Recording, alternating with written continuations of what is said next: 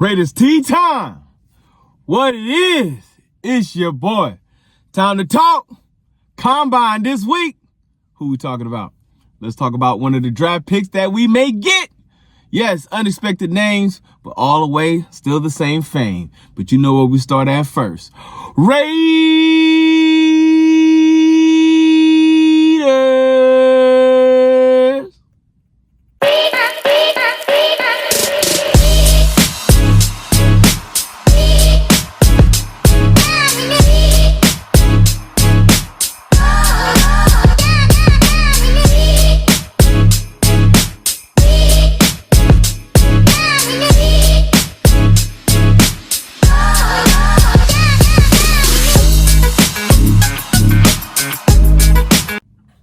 What it is, what it does, what it do, it's your boy, T3.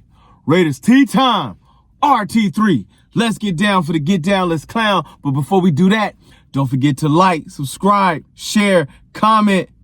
Come talk to your boy. Yes, sir.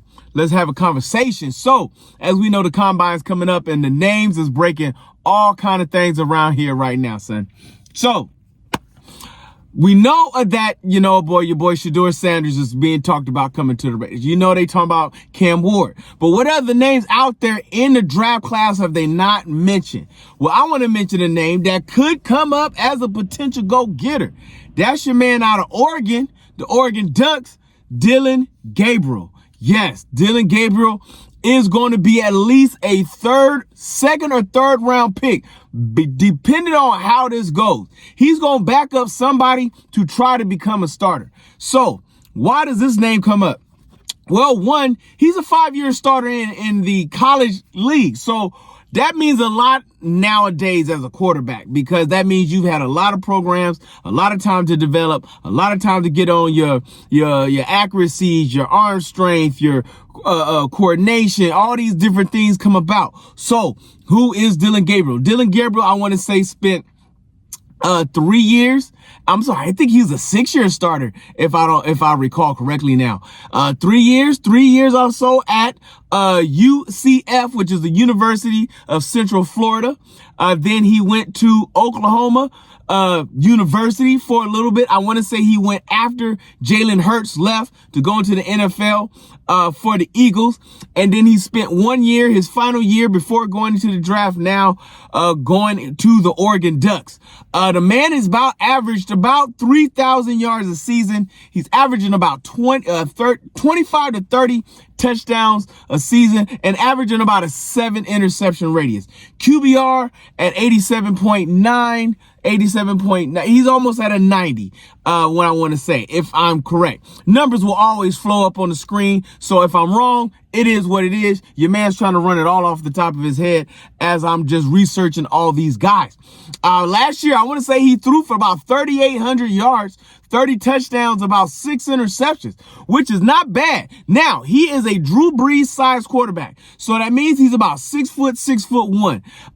Not the kind of prototypical quarterback that most people want. Not a big scrambler. He did average about 200 yards a season, scrambling as a quarterback, which means he's throw first, run second, but he's not afraid to run. He can dash for the first down and get us a couple touchdowns within the red zone, which is where we really need to thrive at. Now, why we're bringing this name up? What makes me bring up the name Gabriel? Because we are associated with every backup, renewed quarterback out there in the league. Was that Donald is coming up for us. Aaron Rodgers. Oh my God.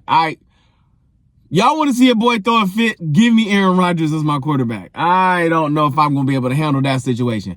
But a name that's constantly being pressed out there, and it's going to be that way until free agency kicks off, which it should be in about 2 weeks, 2.5 weeks from now. And the NFL draft kicks off, which is going to be April 24th of this year, coming out of I want to say Green Bay this year. So QB is knowing what we need to really fight for right now. And Dillion Gabriel, spit your name out, Fletcher.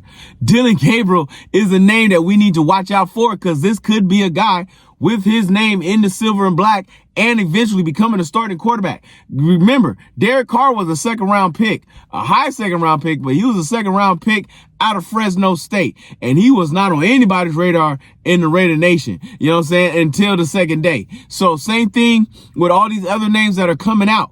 The name that's really being pushed out there, I was going to drop this in the second segment, but bump it 2 tiers in the bucket. We already talking about it, is Matthew Stafford. Now, what's my issue with getting Matthew Stafford is that we would have to give up prime real estate to get this guy, which means that the Rams want a first-round draft pick.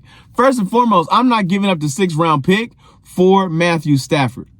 Unless you can guarantee me you can play for the next 5 years or so. He's be 37 as of the upcoming season coming up. So that means you're going to be playing till 41, 42 years old. You better pull a Tom Brady. I'm giving up the 6th-round pick and I want a championship. You know what I'm saying? I want a championship and 5 years, homie, coming out of your tail for real talk. Giving up a 1st-round pick and you want $50 million a year? $50 million a year is what they're asking, what he's asking for. 1st-round swap. I want to say the Rams are a low 20 in there, which means we can probably still grab a running back, an offensive lineman, a defensive tackle, but I don't see Matthew Stafford being worth that kind of money out here for us right now. Especially at the 6th-round pick, there are too many premier players. We got too many top 10 prospects in this year's draft to be giving up something. And as much as we need a quarterback, and I'm telling you, a quarterback is well needed, Dillion Gabriel ain't looking bad right now, because that man gonna be at least underlying bucks for 5 years. You know what I'm saying? 4 years with an extension, with a 5th-year option. You know what I mean? We can tap that in real quick. I'm trying to tell you, let's be aware of what's going on.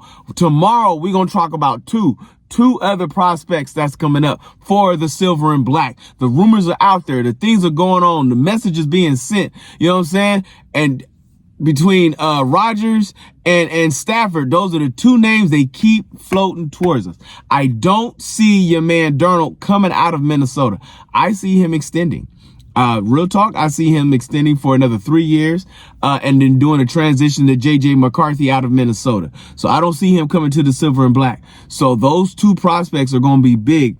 If not, then we're going to have to go up in the draft to go get the quarterback we want. But that's a whole nother conversation that we will have on a different day. Until then, my friends, you know where we go. You know how I get down. You know how I roll.